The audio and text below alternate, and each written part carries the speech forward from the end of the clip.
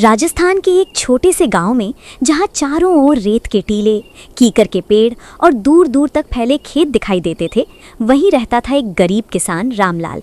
रामलाल के पास ज़्यादा ज़मीन नहीं थी, नहीं धन दौलत, पर उसके पास एक अनमोल खजाना था, उसकी सफ़ेद, सुंदर और बड़ी बड़ी आंखों वाली गाय, जिसका नाम था गौरी। गौरी कोई साधारण गाय नहीं थी।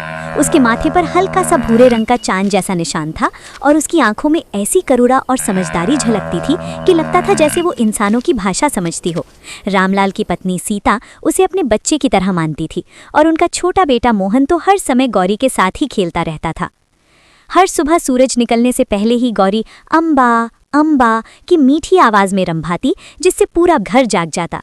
सीता उठकर उसके लिए चारा लाती, मोहन उसके गले में बंधी घंटी को बजाता और रामलाल उसके सिर पर हाथ फेरते हुए कहता, तू ही तो हमारे घर की लक्ष्मी है गौरी। गौरी का दूध पूरे गांव में सबसे अच्छा माना जाता था, गाढ़ा, मीठा और सुगंधित।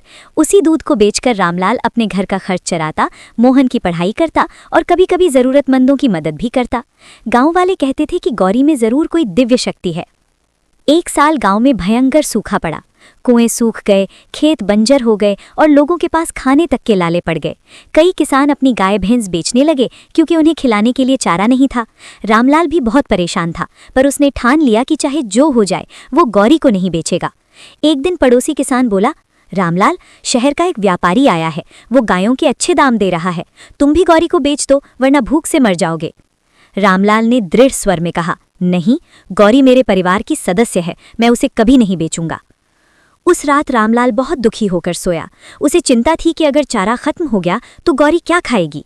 तभी रात के सन्नाटे में उसे लगा जैसे कोई धीरे धीरे दरवाज़ा खटखटा रहा हो। बाहर निकला तो देखा गौरी अपने बाड़े से निकलकर उसके सामने खड़ी थी। उसने धीरे से रामलाल के हाथ को चाटा और फिर आगे आगे चलने लगी। रामलाल को कुछ समझ नहीं आया, पर वो उसके पीछे पीछे चल पड़ा। गौरी उसे गांव से बाहर एक सूखी पहाड़ी की तरफ ले गई, जहां कभी कोई नहीं जाता था।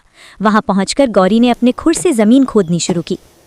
रामलाल ने सोचा, ये क्या कर रही है। उसने भी पास पड़ी लकड़ी से जमीन खोदनी शुरू की। थोड़ी ही देर में जमीन के अंदर से नमी दिखाई देने लगी। रामलाल का दिल जोर जोर से धड़कने लगा। उसने और तेजी से खोदा और अचानक वहां से पानी का फव्वारा फूट पड़ा। रामलाल खुशी से चिल्ला उठा, पानी, पानी मिल गया। ये खबर पूरे गांव में फैल गई। लोग दौड़ते हुए वहां पहुंचे। सबने मिलकर उस जगह को साफ किया और जल्द ही वहां एक छोटा सा कुआं बन गया। अब गांव में पानी की कमी नहीं रही। खेतों में फिर से हरियाली लौट आई। गांव के बुजुर्गों ने कहा, ये सब गौरी की वजह से हुआ है। वो कोई साधारण गाय नहीं, भगवान का आशीर्वाद है। उस दिन से गौरी पूरे गांव की प्रिय बन गई। बच्चे उसके लिए रोटियां लाते, औरतें उसके माथे पर तिलक लगाती और बुजुर्ग उसे आशीर्वाद देते। समय बीतता गया। मोहन बड़ा होकर पढ़ लिख कर शहर में नौकरी करने लगा। उसने अपने माता पिता के लिए पक्का घर बनवाया, पर जब भी वो गांव आता सबसे पहले गौरी से मिलने जाता और उसके गले लगकर कहता, तूने ही तो हमें मुश्किलों से निकाला था।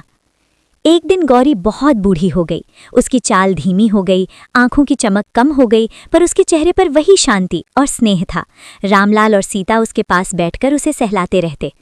एक सुबह जब सूरज की पहली किरण आंगन में पड़ी, गौरी ने आखिरी बार धीरे से अम्बा अम्बा कहा और फिर शांत हो गई। पूरे गांव में शोक की लहर दौड़ गई। लोगों ने मिलकर उसे उसी जगह दफनाया जहां से पानी निकला था। आज भी उस जगह को गौरी कुआं कहा जाता है। वहां आने वाले लोग कहते हैं कि अगर दिल से कोई इच्छा मांगो तो जरूर पूरी होती है। रामलाल अक्सर वहां बैठकर आसमान की ओर देखता और कहता, गौरी, तू गाय नहीं थी, तू हमारे जीवन की रोशनी थी।